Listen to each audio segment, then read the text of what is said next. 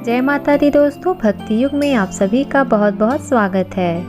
माता रानी आप पर, आपके पूरे परिवार पर अपनी कृपा बनाए रखें। दोस्तों, आज मैं सुनाऊंगी आपको दानवीर कर्ण की कहानी। दानवीर कर्ण कौन थे, उनकी सारी महानता क्या क्या थी, उनके बारे में आज मैं इस कहानी में सुनाने वाली हूँ। तो चलिए इस कहानी को शुरू करते हैं। कर्ण कुंती का पुत्र था। पांडु के साथ कुंती का विवाह होने से पहले ही कर्ण का जन्म हो चुका था। लोक लज्जा के कारण कुंती ने यह भेद किसी को नहीं बताया और चुपचाप एक पिटारी में रखकर उस शिशु को अश्व नाम की नदी में फेंक दिया था। कर्ण की जन्म की कथा बहुत ही विचित्र है। राजा कुंती भोज ने कुंती को पाल पोस कर बड़ा किया था। राजा के यहाँ एक बार महर्षि दुर्वासा आए। कुंती ने उनका बड़ा सत्कार किया और जब तक वे ठहरे उनकी सेवा में ही लगी रही। इसकी इस श्रद्धा भक्ति से प्रसन्न होकर महर्षि ने उसे वरदान दिया कि वह जिस देवता को मंत्र पढ़कर बुलाएगी वही आ जाएगा और उसको संतान भी प्रदान करेगा। कुंती ने नादानी के कारण महर्षि के वरदान की परीक्षा लेने के लिए सूर्य नारायण का आवाहन किया। बस उसी क्षण सूर्यदेव वहां आ गए। उन्हीं के सहवास के कारण कुंती के गर्भ से कर्ण का जन्म हुआ। जब पिटारी में रखकर इस शिशु को कुंती ने फेंक दिया तो वह पिटारी बहती हुई आगे पहुंची। वहां अधिरथ ने कौतूहलवश उसे उठा लिया और खोलकर देखा तो उसमें एक जीवित शिशु देखकर वह आश्चर्य करने लगा कि यह शिशु न जाने किसका है और कहां से आया है। अधिरथ उस शिशु की निरीह अवस्था पर करुणा करके उसे अपने घर ले आया और उसका पालन पोषण करने लगा। उसने उसे अपनी संतान समझा। बालक के शरीर पर कवच कुंडल देखकर उसको और भी अधिक आश्चर्य हुआ और तभी उसे लगा कि वह बालक कोई होनहार राजकुमार है, वह कोई साधारण बालक नहीं है। उसने उसका नाम वसुसेन रखा। वसु का अर्थ है धन। कवच कुंडल रूपी धन उसके पास था। विधाता ने ही उसको इसे दिया था, इसीलिए उसका नाम वसुसेन उचित ही था। वसुसेन जब कुछ बड़ा हुआ तो उसने शास्त्रों का अध्ययन करना आरंभ कर दिया। वह सूर्य का उपासक था। प्रातः काल से लेकर संध्या तक वह सूर्य की उपासना ही करता रहता था। दानी भी बहुत बड़ा था। उपासना के समय कोई भी आकर उससे जो कुछ भी मांगता वह बिना हिचकिचाए उसको दे देता था। अमूल्य से अमूल्य वस्तु से उसको मोह नहीं था। उसका गौरव तो दानवीर कहलाने में था और अपने कृत्यों से उसने वास्तव में यह सिद्ध भी कर दिया कि वह दानवीर था। उसके समान दानी कौरवों और पांडवों में और कोई नहीं था। उसका परिचय तो हमें उस समय मिलता है जब इंद्र ब्राह्मण का वेश धारण करके उसके पास उसकी अमूल्य निधि कवच कुंडल मांगने गया था। उस समय कर्ण ने देवराज का स्वागत किया था और सहर्ष अपने कवच कुंडल उतार कर दे दिए थे। दान करते समय अपने हित या अहित विचार भी वह नहीं करता था। यद्यपि सूर्य भगवान पहले उसे मना कर चुके थे कि वह इन कवच कुंडलों को किसी को भी न दे, लेकिन दानवीर कर्ण किसी याचक को निराश कर वापस लौटाना तो जानता ही नहीं था। कर्ण के इस साहस के कारण ही उसका नाम वैकर्तन पड़ा था। यदि इस कवच कुंडलों को वह नहीं देता तो कोई भी योद्धा उससे युद्ध में परास्त नहीं कर सकता था। इंद्र ने अर्जुन के हित के लिए ही इसको मांगा था, क्योंकि इनके बिना अर्जुन कभी भी उसे हरा नहीं सकता था। फिर भी उसके इस अद्वितीय गुण से प्रभावित होकर इंद्र ने उसको एक पुरुष घातिनी अमोघ शक्ति दी। उस शक्ति से सामने का योद्धा किसी भी हालत में जीवित नहीं बच सकता था और उसको कर्ण ने अर्जुन के लिए रखा था। लेकिन श्री कृष्ण ने चाल चली और कर्ण की उस शक्ति को घटोत्कच पर चलवाकर अर्जुन के जीवन पर आए इस खतरे को सदा के लिए मिटा दिया।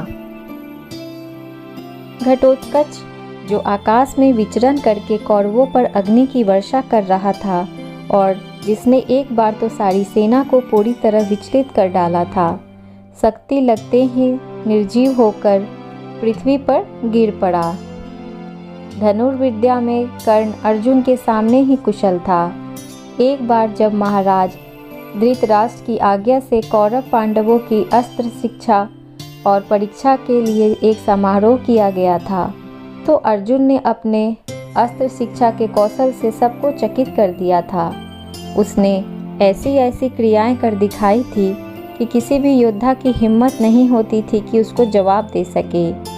एक विजेता की तरह कौशल दिखाकर वह प्रशंसा लूट रहा था।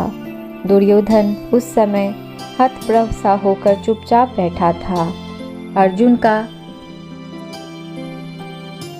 सा कौशल दिखाना उसके सामर्थ्य से भी बाहर था। उसी समय कर्ण वहां आ पहुंचा और उसने मैदान में आकर अर्जुन को ललकारा। अर्जुन, जिस कौशल के बल पर तू यहाँ सबको चकित कर रहा है और सभी से प्रशंसा लूट रहा है, उसे मैं भी करके दिखा सकता हूँ।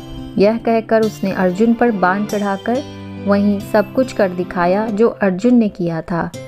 चारों ओर से कर्ण की जय जयकार होने लगी। दुर्योधन का चेहरा अर्जुन के प्रतिद्वंदी को देखकर खिल उठा। उसने उसे हृदय से लगा लिया। उसने उसे अर्जुन के साथ द्वंद्व युद्ध करने के लिए प्रेरित किया। दुर्योधन की बात मानकर उसने अर्जुन को इसके लिए चुनौती दी।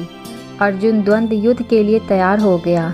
अब झगड़ा बढ़ने की आशंका थी, इसलिए कृपाचार्य ने बीच में हस्तक्षेप करते हुए कहा कि राजकुमार के साथ राजकुमार ही द्वंद्व युद्ध कर सकता है।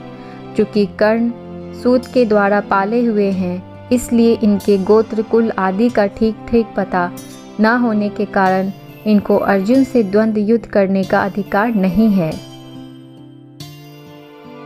बस यह ऐसी समस्या थी जिसको कर्ण हल नहीं कर सकता था। वह हक्का बक्का सा अर्जुन का मुंह ताड़ता रह गया।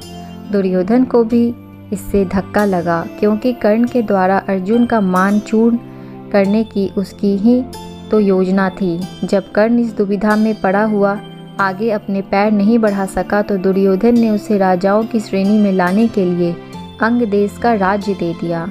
राजा होने के नाते अब वह अर्जुन या अन्य किसी राजकुमार के साथ युद्ध कर सकता था।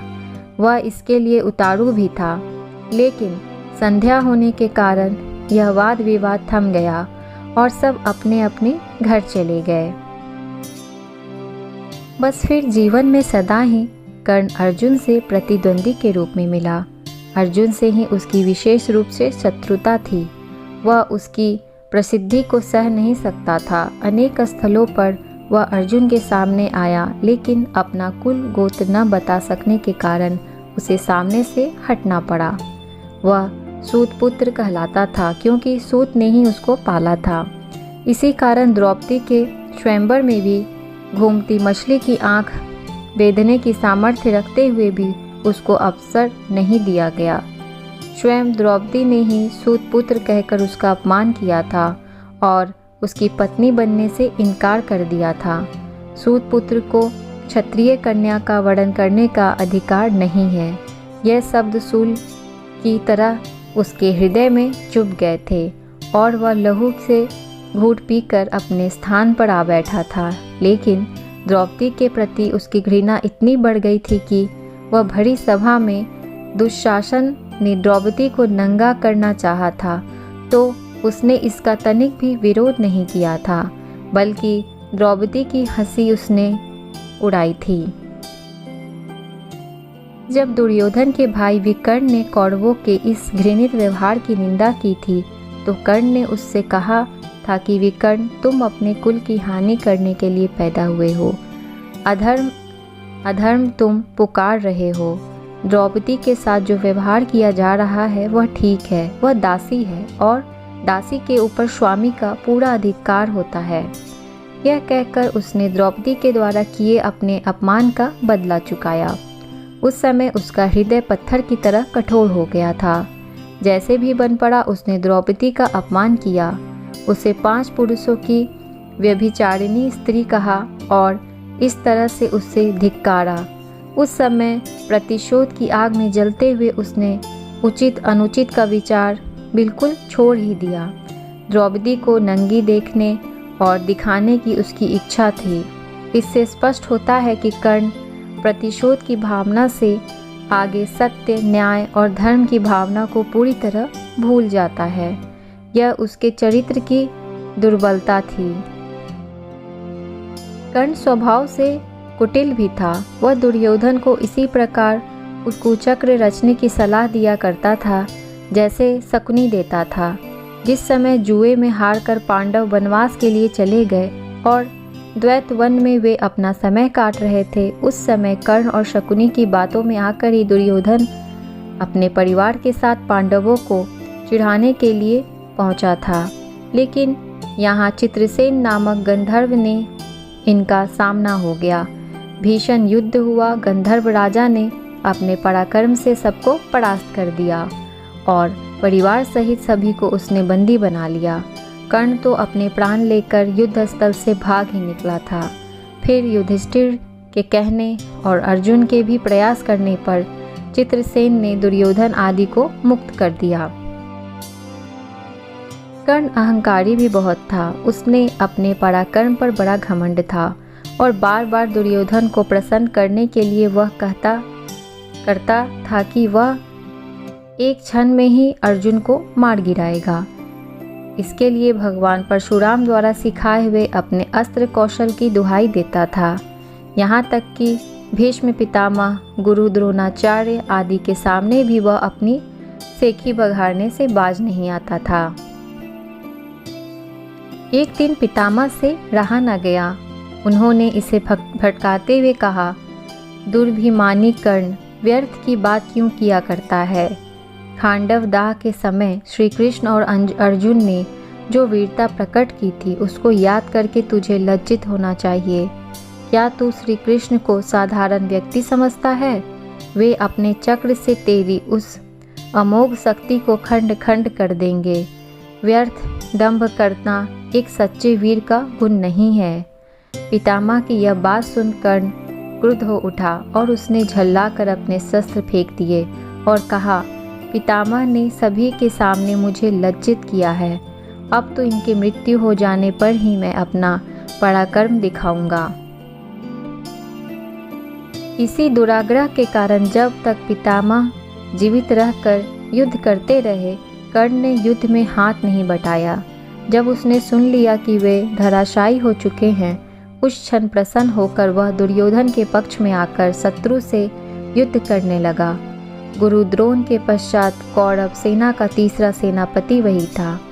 इस वृतांत से यही स्पष्ट होता है कि वह अत्यधिक क्रोधी स्वभाव का था। सदा अहंकार में उसकी बुद्धि डूबी रहती थी और इस कारण बुद्धिमानों की बातें भी बुरी लगती थी। इसके विपरीत अर्जुन धीर बुद्धि और विनयशील था। इस सब के होते हुए भी कर्ण अपनी बात का धनी था। जो कुछ भी वचन वो दे देता था उससे हटता तो वो जानता ही नहीं था। श्री कृष्ण ने उसे यह बता दिया था कि वह कुंती का श्रेष्ठ पुत्र है और साथ में उन्होंने उससे पांडवों की ओर मिल जाने का आग्रह भी किया था। लेकिन सब कुछ सुनकर भी उसने दुर्योधन के साथ विश्वासघात करना उचित नहीं समझा। श्री कृष्ण ने कहा, कर्ण, भाइयों के विरुद्ध लड़कर उनको मारने की कामना करना पाप है। इसलिए तुम कौरवों का साथ छोड़कर पांडवों का पक्ष ले लो। युधिष्ठिर तुम्हें अपना अग्रज मानकर अपना जीता हुआ साम्राज्य तुम्हें ही दे देंगे। कृष्ण की यह प्रलोभन भरी बातें सुनकर भी कर्ण अपने वचन पर दृढ़ रहा और कहने लगा, श्री कृष्ण, दुर्योधन के साथ विश्वासघात करना सबसे बड़ा पाप है। यदि मैं उसकी मित्रता को तोड़कर पांडवों की ओर मिल जाऊंगा तो सब यही कहेंगे कि कर्ण अर्जुन से डरकर उनकी ओर मिल गया है। फिर मैं ऐसा क्या करूं? मेरी माँ ने तो मुझे मारने का सारा प्रबंध कर दिया था। सूत ने ही मुझे उठाया और पाला, इसलिए वे ही मेरे पिता तुल्य हैं। सूतों के साथ मैं कई यज्ञ भी कर चुका हूँ और मेरा विवाह संबंध भी सूतों के परिवार में ही हुआ है। फिर मेरा पांडवों से क्या संबंध रहा?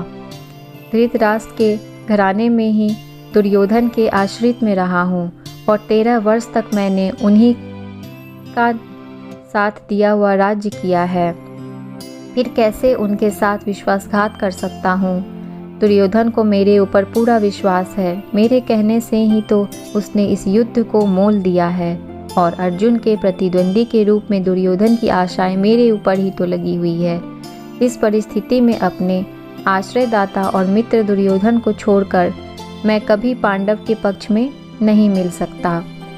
फिर यदि एक बार मैं मिल भी गया तो युधिष्ठिर तो राज्य मुझे देगा, उसे अपने वचन के अनुसार मुझे दुर्योधन को देना होगा।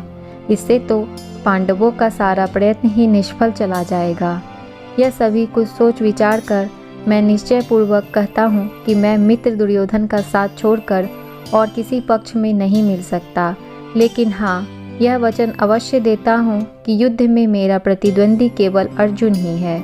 उसके सिवा किसी पांडव का वध मैं नहीं करूँगा। कर्ण का यह कथन उसके चरित्र की महानता पर प्रकाश डालता है। बात का कितना पक्का था वह दानवीर। दुर्योधन चाहे अधर्मी था, लेकिन उसका तो आश्रयदाता था। फिर वह उसके साथ छल कपट कैसे कर सकता था? अंत तक उसने दुर्योधन का साथ दिया, अपने आप को एक सच्चा मित्र प्रमाणित कर दिया। कर्तव्य के प्रति कर्ण पूरी तरह कठोर था। वह युधिष्ठिर और अर्जुन की तरह सहृदय नहीं था कि पांडवों के विषय में यह ज्ञात होते ही कि ये उसके भाई हैं, युद्ध करना बंद कर दे। एक बार मन में दृढ़ संकल्प लेने कि उसको पूरी तरह निभाना ही उसके जीवन का उद्देश्य था। दुर्योधन की सहायता करना उसका कर्तव्य था। इससे पांडवों के प्रति जागृत हुआ भ्रातृत्व भाव की उसे विचलित न कर सका और फिर भी अर्जुन के प्रति कठोर और ईर्ष्यापूर्ण दृष्टि उसकी बनी रही। यहाँ तक कि स्वयं माता कुंती ने जाकर कर्ण को अपनी ओर मिलाने की इच्छा प्रकट की थी, लेकिन उस समय भी वह वीर अपने पद से विचलित नहीं हुआ। यह उसके चरित्र की श्रेष्ठता ही थी। फिर एक बार कृष्ण को वचन देकर अर्जुन के सिवा अन्य किसी पांडव की ओर उसने शस्त्र नहीं उठाया। अर्जुन से ही युद्ध करते हुए वह वीर गति को प्राप्त हुआ था। महाभारत युद्ध में भी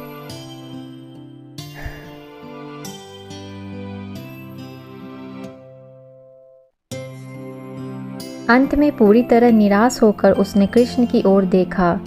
कर्ण के रथ का पहिया जमीन में धंस गया था। वह उसे निकालने का प्रयत्न कर रहा था। उसी समय कृष्ण ने इशारा करके अर्जुन ने अन्याय का आश्रय लेकर उसका वध किया। नहीं तो उस वीर को मारना बहुत कठिन था। फिर यदि उसके हाथ में इंद्र की वह अमोघ शक्ति होती तो फिर उसको कोई भी पराजित नहीं कर सकता था। और यह निश्चय था कि वह अर्जुन का वध करके विजय का शंख फूंक देगा। लेकिन विधाता की यही गति थी। अमोघ शक्ति को वह पहले ही घटोत्कच पर चला चुका था। अब उसके पास विशेष अस्त्र कोई नहीं था। फिर भी बड़ी कठिनाई से अर्जुन उसे मार पाया। महाभारत में जहाँ भी उसके पराक्रम का वर्णन आया है, वहाँ अर्जुन के बराबर ही उसको पराक्रमी माना गया है और था भी वह इतना ही पराक्रमी। कर्ण के पराक्रम में धब्बा लगाने वाली एक बात यह थी कि वह कपटी भी था। वह सदा सत्य और न्याय का ही आश्रय नहीं लेता था। उसने अल्प वयस्क राजकुमार अभिमन्यु का चक्रव्यूह के भीतर औरों के साथ मिलकर वध किया था। उसी ने उसके धनुष को काट गिराया था और फिर उसे निहत्थे बालक पर 6 महारथियों ने मिलकर आक्रमण किया था, जिनमें से एक वह भी था। निहत्थे बालक की हत्या करने का अपराध सदा उसके चरित्र के साथ लगा रहेगा। इसलिए इतना पराक्रमी होने पर भी कर्ण अर्जुन की तरह महापुरुष की कोटि में नहीं आ सकता था। उसका हृदय कलुषित था। इस तरह कर्ण के चरित्र पर दृष्टिपात करने से मालूम होता है कि वह किसी दृष्टि में महान था और अपनी किन्हीं व्यवहारों के कारण पतित भी था। उसकी महानता उसके दानवीर होने में है और उसके दृढ़ संकल्प होने में है, उसके अपने मित्र और आश्रयदाता के विश्वास पात्र होने में है। लेकिन छल और कपटपूर्ण व्यवहार, व्यर्थ का दंभ और क्रोध उसके चरित्र की गरिमा को कम करते हैं। वह इतना पराक्रमी था कि उसके मरते ही दुर्योधन का सारा धैर्य टूट गया था और अब उसे अपनी पराजय की आशंका निश्चित लगने लगी थी। और वही हुआ भी। कर्ण की मृत्यु के पश्चात कौरव सेना का विनाश हो गया। स्वयं दुर्योधन भी भीम के द्वारा मार डाला गया। युद्ध में पांडवों की विजय प्राप्त हुई। तो दोस्तों, ये थी दानवीर कर्ण की पूरी कहानी जो कि मैंने आज यहाँ प्रस्तुत की है। तो दोस्तों, आपको ये वीडियो, ये कहानी कैसी लगी?